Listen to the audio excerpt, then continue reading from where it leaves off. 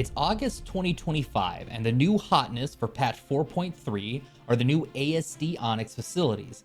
I'm positive that if you're into Star Citizen at all, you've definitely heard of them and seen dozens of videos going over them. However, I think these facilities mean more than just a fun new node of gameplay content. They give us a sneak peek at what CIG can do moving forward with missions and overall narrative within our ludicrous space game. Trademark Void Dude. Developers at CIG have already voiced their intent to us, that their desire is to start moving away from using our Mobi-Glass as the main source of mission content, hoping to incorporate a more personalized and immersive game experience, more akin to the days of being able to meet with Eckhart at a bar on Lorville, or finding Twitch in the back alleys of Area 18. Unfortunately, we don't have any more in-person interviews with our benevolent mission patrons, but we are starting to see a more structured mission standard, seen much better in the new Onyx facilities. Setting aside narrative for the moment, I think it's important to look at the pros and cons of this new bit of content. Starting with the pros. As the man with the generic gamer tag, I'll break it down for you real quick. First of all, the locations management. Knowing the issue with how all of the alpha testers of Star Citizen tend to flock to any tiny morsel of new content to the point of exhaustion, causing intended PvE experience into PvP battlegrounds, then leading to any griefers obviously appearing to sniff around and destroy any unsuspecting medical Pisces, CIG managed to pop in 120 of these new locations throughout Stanton, a feat that definitely wouldn't have been possible without the addition of server meshing from 4.0. With that, they were also able to address the issues with the mission system and help evenly distribute players between the facilities, instead of sending multiple players to the same location at the same time. That became a big thorn in our sides during patch 4.2.1 as we tried to complete the Race for Stanton event. Also, adding in personal hangars at the location greatly reduced the constant problem of ships piling up there. For the love of God, people, don't abandon your ships at any location we go to.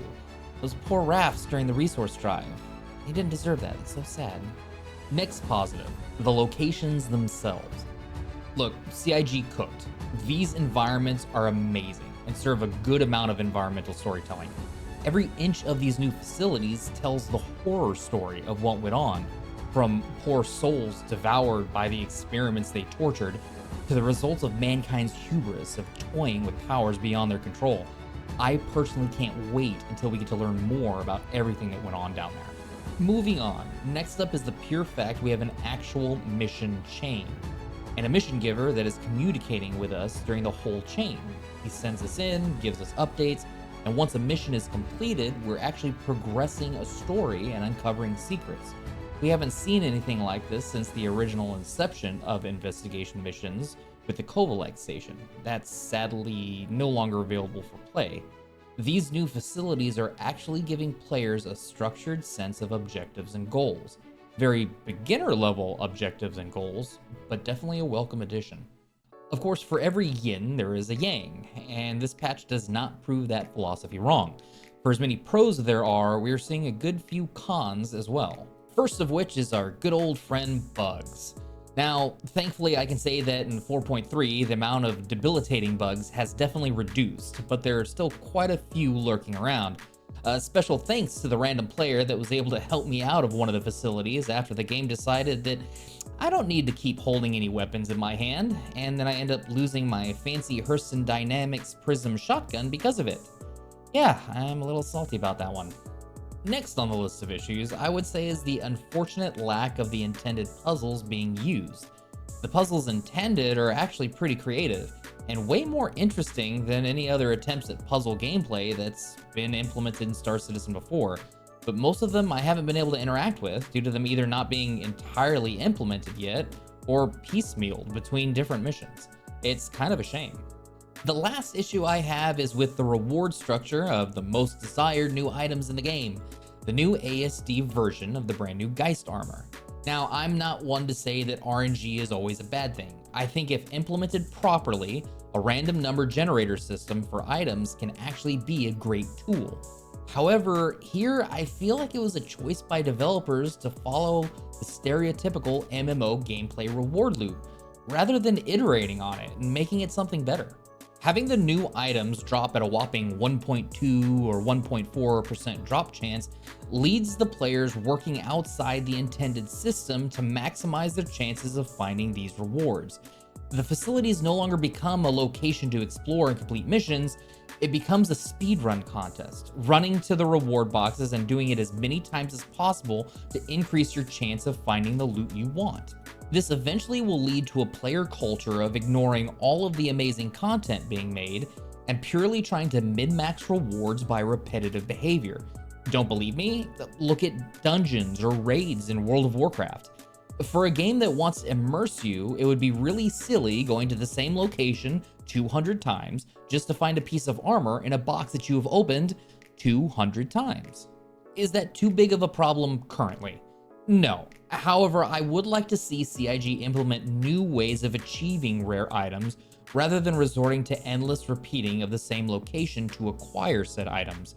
We could even tie it into a reputation reward, or have outside requirements to access a location that the armor is in, or tie it into the crafting system once it's online and allow you to craft the rare items yourself.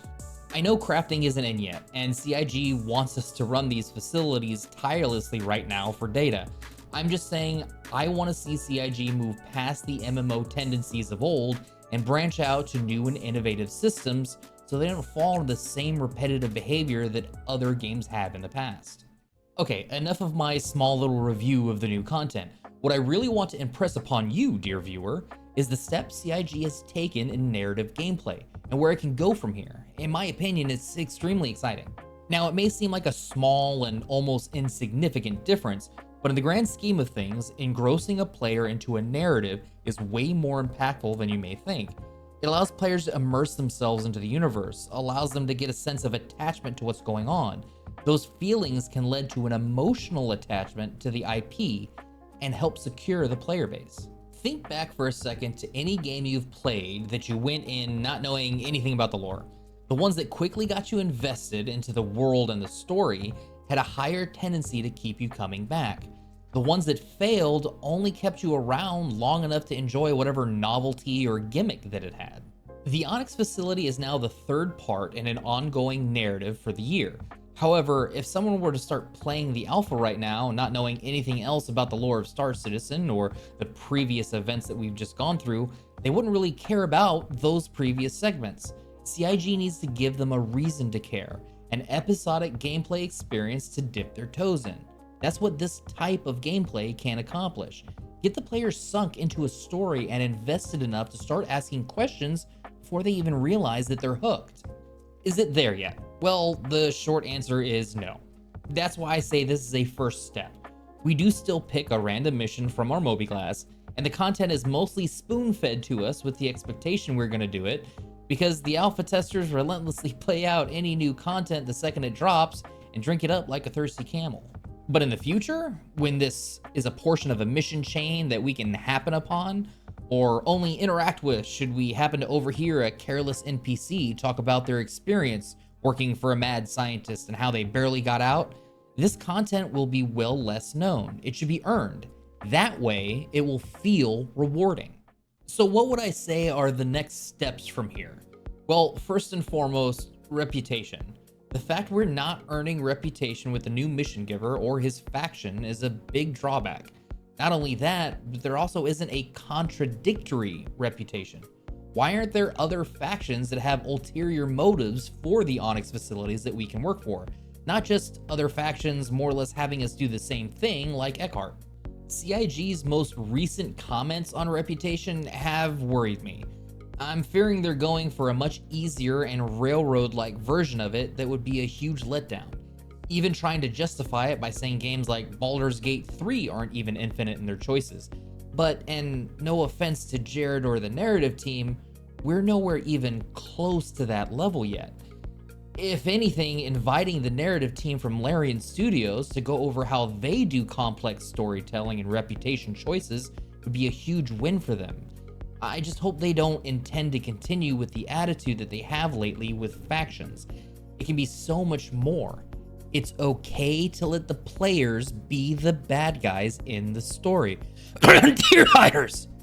A little side note too, not allowing for the accomplished missions or overall story to be available in the journal is kind of a letdown as well. I do believe they're working on the journal and it's going to be expanded later on down the road, but it seemed like a missed opportunity.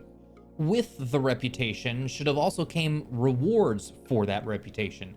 To be fair, To be fair, they have already stated the desire to do this with crafting and blueprints, but I feel like this could have been a great opportunity to continue that trend from the last patch, possibly linking the new ASD armor to rep level or the new data drives, or even a combo of both, similar to how it's done with Wicklow and the white version of the Geist armor.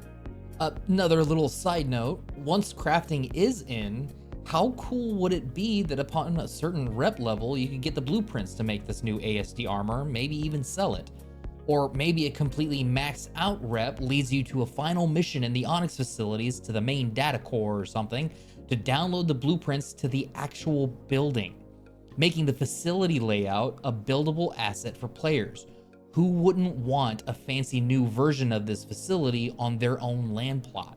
Go ahead and comment down below and tell me what you would do if you had this own facility for yourself, for you or your org mates, and what you would do with it. I think that would be awesome.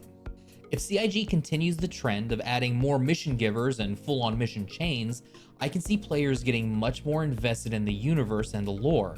CIG, keep this up. We should be seeing less and less of the random go do this thing in a text box and more reasons to actually go do said thing. Not only should they continue with mission chains, there's an amazing opportunity to start integrating a breadcrumb system in all of this. Let us discover coordinates to the next location. Let us interact with NPCs that can give us intel. Link these locations and chapters together more organically within the universe. The way it is now, it seems obvious to alpha testers because it's the hot new thing. We all know the Onyx Facilities are the next step, but to an outsider, to someone just starting out not connected to the larger community, what about once 1.0 comes around and there are potentially dozens of investigation missions? It all starts to get muddy. Give a bit of a direction to players, not overly handholdy, we don't need that, but a nice compass generally pointing them in the right direction. Following that, the new mission givers are a refreshing change of pace, but let's get some actual interaction. CIG has stated that they're having problems figuring out how they're going to have in-person NPCs give missions, but honestly I feel like instancing and maybe some introductionary missions from the Mobiglass can solve most of this, along with some other clever developer techniques. Perhaps you can't even meet with some of them in person until you acquire the location through an intro mission, or discover them as a mission giver from exploring the environment. Once again, I say that that journal needs to be updated. Let us keep track of what we've done, what questions are left unanswered, where the clues might lead us. At the very least, it would help anyone stepping away from the game for a while with where they should pick it back up when they return. I guess what I've been trying to say this whole video in a roundabout way is, good job CIG. This addition to the verse is a winner in my book. But like everything else in Star Citizen's Alpha, there's more to do, more potential to be unlocked, more imagination that can be harnessed, and more gameplay that could be unique to this crazy space game. But enough about what I think. What about you, dear viewer? What do you think? Do you like these new facilities? What do you think would be the next step in narrative gameplay? Or what else would you like to see added to missions in the near future? Go ahead and let me know down below. I'm really curious as to what the community is most interested in from here. After commenting, if you liked this video and feel like I did a good job here, a like and a follow would go a really long way. I would greatly appreciate it. I have a couple other videos on my channel you might just enjoy. Stick around and see what a guy with a generic gamer tag is all about. And last but not least, if you're interested in joining this universe of Star Citizen, go and use my referral code located on the screen and the description below. It'll get you an extra 50,000 credits starting at the beginning of your journey. Makes things a little bit easier with some extra cash in the bank. Once again, thank you for watching, and we'll see you in the next one.